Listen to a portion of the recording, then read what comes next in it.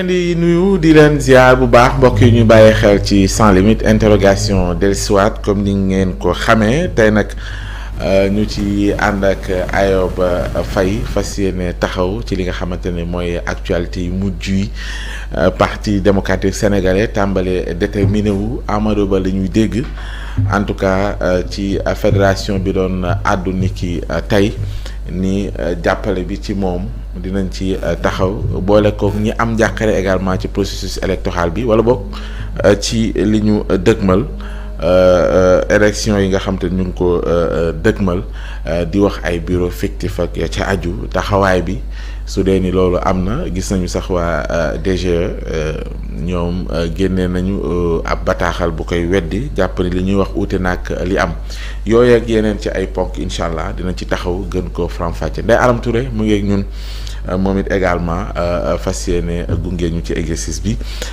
Ndeye Aram maa ngi laa nuyu bu baax di la ziar. maa ngi lay fay Pape Soham delloo ziar. waaw di nuyu également ñi ñuy seetaan. di beral nuyoo Ayoba Faye. Ayoba yéen a ngi soog a daje. waaw bokk plateau. ci fan sam yi laa bokk maa ngi doy tase ak moom. Ayoba.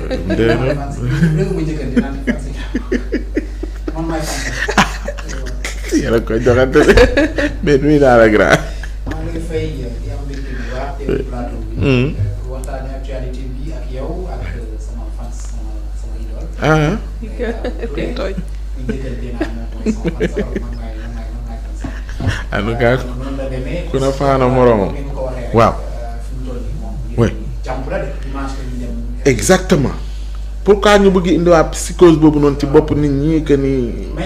kan moo ci am li muy kan moo ci waaw. oui. ñuy alerter les citoyens. parce que vote dafa doon loo xamante ni quand même. expression populaire la te buñ ciy dem bu fekkee dafa am lenn luy ji jaar ci xelu askan bi rek faaw ñu leeral ko ba mu leer balaa ñu ciy dem. te comme ni mu tuddati direction générale des élections ñoom ñoo yor en charge l'organisation du scrutin et de tout le processus d'ailleurs yoon na tamit ñoom ñu pousse leen à ce que ñu génn leeral li nga xamante ni moom la sama grand Ndiaga Gueye di publier depuis plusieurs semaines liées au bureau fictif du c'est pas la première fois may préciser que ni c'est pas la première fois mu koy def parce que maak moom yàgg nañ ci liggéey lors des élections législatives de 2022 liggéey nañ ci ay articles yu bëri maak moom yu doon wone nan la nguur gi fexee ba privé une majorité de Sénégalais de vote mécanisme yi ñuy tëral pour xañ yenn Sénégalais yi pour ñu dem voter par des mécanismes simples par exemple en 2019 on a empêché à 1,5 million Sénégalais de récupérer leur carte après la révision exceptionnelle des listes électorales. Ah oui, tu vois. nu ñu ko defee ba empêché leen. d'autant plus que ñuy wax ni xoolal ci carte yi ba tey bu ñu jëlee carte yi par exemple ñu war koo récupérer ci préfecture yi ñu jël jaxase carte yi sànni jël bu ñu jëlee par exemple yow sa carte nga war ko préfecture Meewaan ñu jël ko sànni ko préfecture Diouloulou wala Casamance. distance boobu xam nga élection bi da nga koy démotiver. du ko jaral en fait mu nekk di wër kartam dem ba Casamance di ko wër pour jëli ko même su amee assurance ni kartam mi ngi foofu donc mécanisme yooyu la ñuy tëraloon en 2019 fexe ba wàññi électorat opposition bi pour permettre au président en place de gagner démocratiquement entre guillemets parce que boo gagné ci résultat urne yi dañu supposer ni majorité bi ñoo la fal alors que on a empêché à la majorité non seulement de récupérer leur carte mais d'aller voter cette fois-ci am na ay mécanismes tamit yu ñu tëral ci durant tout le processus benn bi ci gën a fës mooy ni ñu xañee par exemple plus de 2 millions de Sénégalais à ñu dem inscrire ci vote yi pour nekk ay primo-votants en comment faisant période révision exceptionnelle électorale waroon durer 6 mois ñu jël ko rétrécir ko ba 1 mois 30 jours te matul sax 30 jours parce que samedi ak dimanche commission yi daawuñu liggéey donc de ce fait on a eu à la place de en 2019 il y a eu plus d'1,8 million nouveaux inscrits en 2023 on a eu que 300,000 nouveaux inscrits et quelques donc c'est une manière un peu d'empêcher une partie de la population ñu exprimer seeni voix yooyu ay mécanisme loo xam ne dama doon liggéey ak grand bi bu baax moo tax bi ma laajee carte électorale bi ni naa ko wutal sur la base de laquelle moom la doon liggéey da doon liggéey ci lay génne nag bureau fictif yi muy wax moom mu doon loo xamante ni vraiment nit ñi war nañ ko càmbaraat ko donte gis naa ni parti bu mel ni Pastef ils ont une bonne organisation. ci loolu yàgg nañ ci liggéey. oui mais yow yaa ngi wax loolu mais am na beneen njàgg aussi si la bu wax ni moom expérience bi mu am 25 ans. waaw di suivre processus électoral bi lu mel noonu mënul am. joxe tamit ay raisons ñoom ñaar fi ñuy liggéey dafa wuute.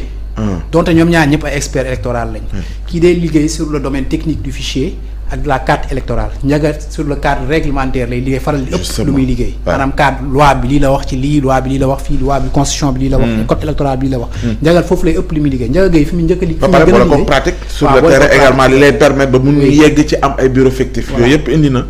Ndiaga fi muy gën a liggéey moom sur le domaine technique day jël fichier bi après moom c'est quand même un informaticien yàgg na ci c'est le président de ASUTIC aussi l'association des utilisateurs des TIC au Sénégal donc yàgg na ci liggéey ci cadre boobu vraiment pour man war nañ ko jox crédit ci li muy wax donte après direction générale des élections justement ça doon bëgg a ñëw expliquer ni loolu mënul nekk mais en tout état de cause il faut être très vigilant très prudent te loolu nu mu tuddati formation politique yi nga xamante ni ñoom ñoo war dem élection les 18 candidats plus de candidats du pouvoir bi nga xamante ni moom la ñuy jiiñ ni moom moo bëgg a confisquer les voix des Sénégalais ñoom ñoo war a pour man am plus de vigilance parce que ce sont les principaux concernés ñoom ñooy dagaan baatu askan wi donc ñoom ñoo am liggéey boobu pour man pour veiller à ce que parce que dafa am lu xew gis nga vote sàcc ko le jour du scrutin amoo marge bu bari en fait Sénégal bureau fictif yooyu ñuy wax noonu c'est-à-dire amuñu marge bu bari damay wax ni par exemple suñu nee 16000 bureaux de vote ñoo am Sénégal bu opposition bi amee ci chaque bureau de vote au moins 3 représentants wala 4 représentants ce sera difficile après de détourner les suffrages des Sénégalais ou de parler de bureau fictif parce que les PV yooyu rek la yoon reconnaître PV yi mooy jóge ci bureau bi dem ci commission départementale des recensements de vote te PV yooyu ñi koy signé mandataire u parti politique yi nga xamante ni ñoo participer ci élection bi lay doon donc ce sera difficile après nga génne ay résultats yoo xamante ni les mandataires n'ont pas signé ces PV là on pourrait toujours comparer par moyen de recours PV yi nga xamante ni moom la commission bi cour d'appel publié ak PV yi nga xamante ni moom la mandataire yi yore te waa Pastef ils ont anticipé pour moi et peut-être même que taxawu tamit am nañ ce genre de logiciel là parce que j'ai vu que lors des dernières élections locales Barthélémy Dias à Dakar avait développé ce genre de logiciel là il avait les résultats nu mu tuddati dès 21h mënoon publier woon na les résultats officiels yoo xam ne ba Abdoulaye Diouf Sarr woo ko félicité ko donc c'est un logiciel qui permet de remonter les résultats à temps réel nga xamante ni bu mandataire bi yónnee PV bi rek dañ koy dugal ci logiciel bi de ce fait décompte bi day gaaw bi si 20h 21h 22h nit ñi dañu xam idée ci tendance yi nga xamante ni ñoo am donc ce sera très difficile de détourner les voix des Sénégalais le jour du scrutin maintenant nag y a une marge parce que fichier électoral bu fàttali dañ ko audité mu nekk 96% crédible donc il y a toujours 4% de marge yoo xamante ni moo permettoon peut-être en 2022 le 31 juillet ñu xëy rek génn 90 000 voix à Podor yu renversé woon tendance bi def mayaat parti au pouvoir bi deux ñoo yokk ci waat députés alors man fenn lay taxaw mooy joxol parrainage gis nañu ay candidats ci News Podia en tout cas génn ñoom di wax ne conseil constitutionnel ci yi nga xamante ne yëkkatil na leen ko comme ay points yu mu gis ne ay manquements la par rapport ak seen parrainage am na électeurs yoo xam ne retrouvé wuñu leen ci ñoom document bi ñuy déposé maanaam ñooñu nekkuñu ci fichier là on nous parle de bureau fictif moi j'ai envie de dire est-ce que quelque part li ñuy soulever nii du nekk loo xamante dafay affecter la sincérité du scrutin. si loolu benn point bu important la bu ñu war a gëstu quand même donc après avoir fait des investigations après les parrainages j'ai pu constater que ñi nga xamante ne dañ leen defal non inscrits au fichier électoral dans le fichier bi yëpp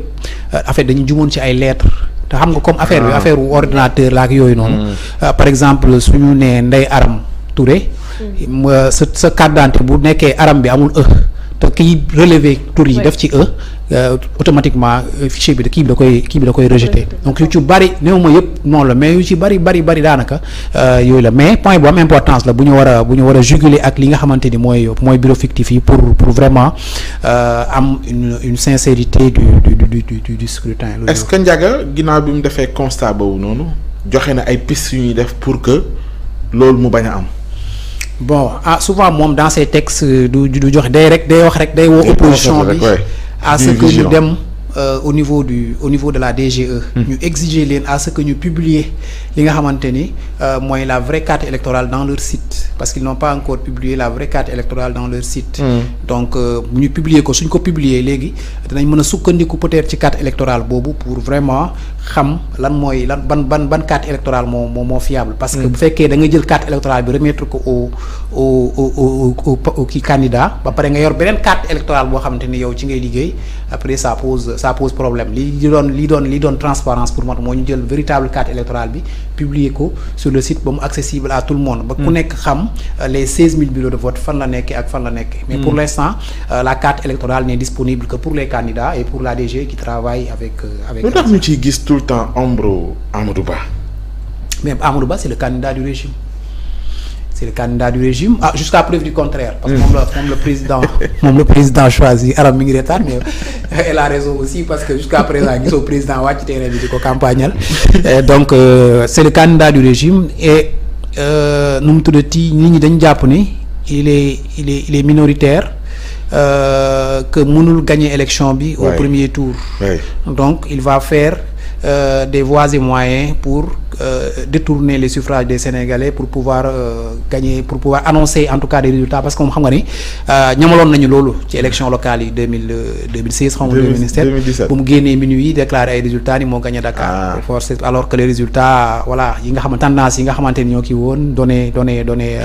victoire à l'opposition donc yu mel noonu mooy tax nit ñi peut-être du ñu am kóolute trop ci ay doxalinam moo tax ñuy woote à la vigilance donc pour man loolu la quoi. Touba lu tax Touba aussi zone boobu ñuy xalaat ni soo moytul. Touba c'est un fief boo xamante ni ñi nga xamante ni ñoo nekk au pouvoir mosuñu ko gagner durant tout leur magistère mosuñu gagner biir Touba donc il faut s'attendre peut-être man li may ragal. ci Touba dëgg-dëgg sax mooy le jour du vote ñu defaat ni ñu defoon. ci élection législative 2017 ñu saboté le vote ba nga xamante ni voix yi du profiter réellement à l'opposition loolu laay ragalal dëgg Touba mais du ay mais vote bi jaaree yoon moom ñoom xam nañu du ñu gagné foofu donc peut-être que nu mu tuddati fi nga xamante ni fa lañ ëpp doole. mooy dans le nord peut-être foofu laay ragal ñu def ay. nu mu tuddati yi ñu defoon comme Podor lors des élections législatives jékki-jékki génn nombre de voix boo xamante ni doo xam fan lañ ko jëlee donc loolu laay gën a ragal ci élection bi et j'espère tout simplement que cette fois-ci quand même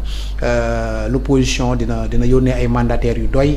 partout dans ces contrées-là les plus reculées. pour bañ a am ay surprises yu mel noonu. globalement noo jàngatee campagne bi ñu ngi jëm ci léegi mu jeex fii ak 2 jours. est-ce que attente yeeg la nga ca doon xaar ak. la nga yaakaaru moo ci amit ndax am nga ci satisfaction man je ne l'ai pas tellement senti pour dire vrai ci campagne bu toll ni campagne présidentielle comme yi fi daan jaar et tout gis naa en tout cas ñaari camp yu dessiné wu même si benn camp bi yéex nañoo dugg ci mbir yi muy camp Amadou Ba bi nga xamante ni amoon na ay problème seen biir ba ñu yéex a démarrer en union derrière lui gis naa kaw Bassirou Diomaye Faye gis naa mobilisation yi ñuy def daal ci terrain bi gis naa kaw Amadou Ba c'est 2 camps à peu près qui ñoo xam ne ñoom ñooy dégagé wu ci kii bi mais pour dire vrai j'aurais bien aimé quand même si ce serait très très très difficile de faire ça qu'on ait un débat entre les candidats pour mën a xam dëgg-dëgg pour mën a jauger dëgg-dëgg kiiwu campagne. d'autant plus que lu dox seen diggante bëri na ñu ngi tëkkuwante. voilà yoon santandi ay tract naan yoon bi nga jël baaxul.